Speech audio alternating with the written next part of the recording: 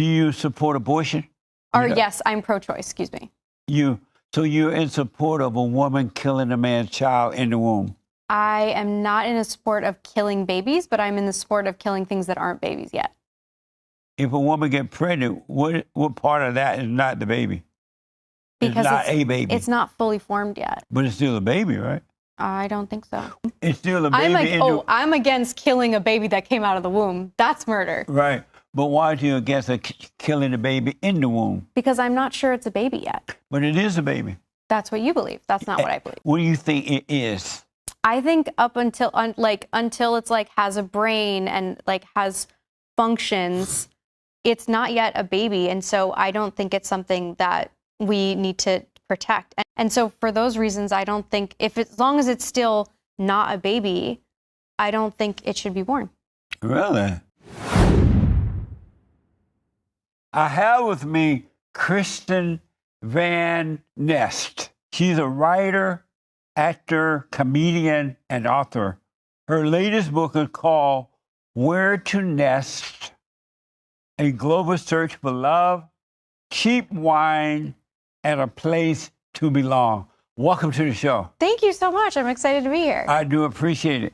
So how did you come up with the title for this book and why? Yeah, so I named the book Where to Nest is a play on my last name, Van Nest. And then A Global Search for Love, Cheap Wine, and a Place to Belong. Basically, I spent all my 20s traveling all over the world. And so I lived in Luxembourg as a Fulbright scholar, and then I lived in China for 3.5 years working for the largest wine importer. That's amazing. So through all that travel, I kind of figured out who I am as a person while traveling the world and working and living abroad. So my journey was really about finding belonging, about what makes a place home. Right. And I mentioned cheap wine and love because I have some funny love stories along the way, as well as I worked for the largest wine importer in China. So I traveled all over China hosting wine dinners and selling U.S. wine. That's amazing. Yeah. What type of man you look for? For me, it's really about having equality and respect in the relationship. So I want someone who sees me as an equal. And personally, I like working. I don't want to be stay at home. You don't? No, not for me. I'm like, I'd rather answer emails than clean diapers, personally. Really? Yeah. My cat is my child, and I know that's weird. That's amazing. Would you want to have children? I'm not sure. It's something that I'm kind of on the fence about. When I was younger, I really wanted to have kids. And at this point in my life, I kind of have these other dreams. Like I had my book come out. I want to do more creative things. And so it's kind of a hard struggle of like, how do I want to spend my time? So would you ever get married knowing that you don't want to be home? You're not sure about children. Would you ever get married? I would love to get married. Yeah. Would it be possible to find a man that is going to allow you to go to work? Yes. So my current partner is very comfortable with my goals. But I have had trouble in the past with, men who maybe don't like that I enjoy work and they, we don't have the same goals, basically. When you say your partner, you mean your husband? No, we've dated for 5 years, but we're not married. Oh, your boyfriend? Yeah, my boyfriend. And will you change your last name to his name? I don't think so. I like my last name, and so it's kind of just like a preference. Really? But it's not, I think my view is kind of like anyone. I have 2 principles that I live by, which are treat others the way you want to be treated and mind your business. So if someone else wants to change their last name to their husband's last name, that's good for them. For me, it's not. Really? Does he know that you would not want to change your last name? Yeah, he's okay with it. But you would belong to him. You would no longer belong to your parents or anyone. You would be his. Mm-hmm. Why not be one with him? Identify with him and be one with him. I mean, for me, I don't see that as like, I see being one with him as like a choice we make with each other. I don't see it as I don't see it as determined by my name. Really? So most millennial women think this way? I know you don't know all of them, but most women think this way? Most of them probably want to take their husband's last name. Oh, most would want to? Yeah, I think that's probably more normal. Yeah. Yeah. Why don't you go the normal way? Because I like I'm a writer, and so I kind of want to have my work under my name. Really? Yeah. That's amazing. So why even bother to get married? For me, marriage is just one closer way that we can say that we're partners and that we're kind of, again, on this journey through life. So I kind of see marriage as a more serious commitment than just dating. What the? And so would you said that you're equal to him? Yes. How are you equal to him? He's a man, you're a woman. How are you equal? I think that men and women should be equal. So my view is that we should each have kind of an equal power in a relationship. Meaning what? Equal power. When you say that, what do you mean by that? Like, we work together, and if we disagree on something, we find a compromise so that we're both happy versus one person having the final say. Would you ever obey him? Obey to me sounds like someone with their dog. How would you define obey? Obey your husband. Follow him. Take his corrections. Obey him. I feel like following and taking his corrections are part of having a healthy relationship. But I also think that he should, in the same way, listen. If I have a correction, listen. And I think if two people listen to each other and make sure that they're both on the same page at the end of an argument, then I guess if they both kind of obey each other, that's a healthy relationship. So you think he should obey you? I think we should obey each other. I don't think I should have more power than him. I think we should be equal. Really? Yeah. And you really think, but women are real emotional and illogical. Oh, I think men are Would pretty you emotional want a man too. to be that way? I think there are a lot of men that are a little emotional. Right, you are. You're such a millennial man. You're absolutely right. But would you want your husband to be that way, emotional and illogical? I don't think I'd want anyone to be illogical because it's kind of hard to if people aren't rational and logical, it's kind of hard to cooperate with them, Right, absolutely. Yeah. And that's why it's so difficult for men to cooperate with women because they're so illogical. They're so emotional. Am I right? I think men are also illogical and emotional. I think it depends on the person. But how about women? I think there are some women that are illogical and emotional. Have you ever met a logical woman? Yeah. Who? Most of the women I'm friends with are very logical. Like who? Like my friends. People I spend time with. Really? Yeah. That's amazing, huh?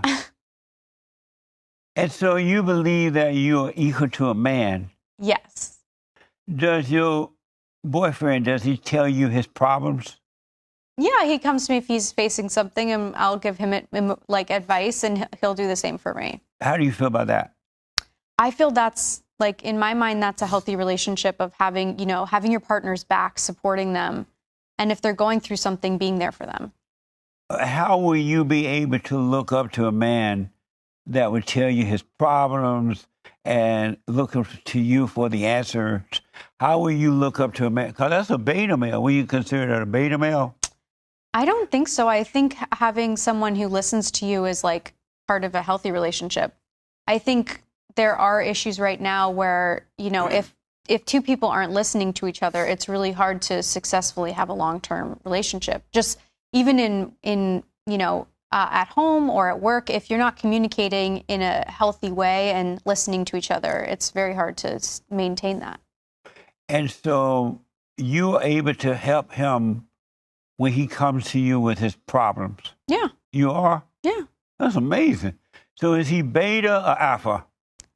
I mean, how do you define beta and how do you define alpha? A beta male would never go to his woman with his problem, right? An alpha male will. Is he beta or alpha? I see that's what's equal to me because from how you're describing it, it sounds like beta is below me, but I don't see him as below me. But based on my definition of a beta male. Then I guess in your definition, he would be beta. And do you see him as beta or alpha? I see him as alpha because he's someone who makes his own choices and chooses his own destiny. But he doesn't lead you. He leads me, but I lead him. It's equal. How did you become this way? What made, are you a liberal? I think I'm relatively liberal. I grew up really conservative, and I kind of, as I experienced the world, I became more liberal. You did? Yeah. Conservative meaning what? I grew up Republican, and then I became a Democrat when I was older. What made you switch? I felt like there was a lot of hatred, and growing up, I was a very moderate Republican, and I think I'm still relatively moderate today, but a little bit, like if there's a line between Republican and Democrat, I was here, and now I'm like a little bit over the line. But what made me switch is there was just a lot of like hateful rhetoric that didn't feel very inclusive. And for me, you know, my first rule about like treat others the way you want to be treated, Right. there was a lot of like anger, and I didn't really like that anger. And so for me, that kind of put me over the edge. Do you support abortion? No. Or Yeah. yes, I'm pro-choice, excuse me. So you're in support of a woman killing a man's child in the womb? I am not in a support of killing babies, but I'm in the support of killing things that aren't babies yet. If a woman gets pregnant, what part of that is not the baby? Because it's not a baby. It's not fully formed yet. But it's still a baby, right? I don't think so. When you're a little child, you're first born, right? Yeah, and you're growing that's up. older. Are you a child, or are you an baby? adult or a child? That's a child or baby, but that's not what's in the womb. It's still a baby. I'm against killing a baby that came out of the womb. That's murder. Right. But why are you against killing a baby in the womb? Because I'm not sure it's a baby yet. But it is a baby. That's what you believe. That's not what I believe. What do you think it is? I think up until until it's like has a brain and like has functions, it's not yet a baby. And so I don't think it's something that we need to protect. And if anything, I think we should protect the mother and father who maybe they're financially not ready to have that child. Maybe they can't support it. Maybe when it becomes a baby, they can't actually give it a good life. And so for those reasons, I don't think as long as it's still not a baby, I don't think it should be born. Really? Yeah. Would you have wanted your parents to kill you when you first conceived? If I was a baby, I wouldn't want that. But if I'm not a baby, but that's how their do you choice. know when it's not a baby? I don't unfortunately know enough about the science of things. Right. But for me, like I think a baby is probably something that has like cognitive function at a minimal layer. Really? Yeah. If something if it can't think, it doesn't have a soul. So let me ask, did you vote for Kamala Harris or Donald Trump? I voted for Kamala. Why? I believe that she had more of the vision that I wanted. And also I felt like Trump's first administration, he didn't get a lot done. And it was very like, he was more focused on the social issues of being angry about different types of people than he was about actually succeeding in policy. What was her vision that you had? You said she had the same vision you have, right? Yeah. What was that? I think it was more her views on like equality and I'm sorry, I'm blanking on some of them right now. I thought so. Okay. But I feel like Trump's views were like a definite no for me. And so I definitely didn't want him in power. And so for me, that's where it was like, well, if I'm choosing between horrible and like not horrible, I would go with the not horrible. But you said that Kamala Harris had the same vision that you have. What's that? I think that there's definitely more a focus on equality as a general principle. There's looking at like having policies that are, support like working mothers and support more general, like I said, equality. I'm blanking on like specific policies that I can say right now. But Nice. I don't think that Trump cares about equality, and I don't think that Trump cares about people's happiness.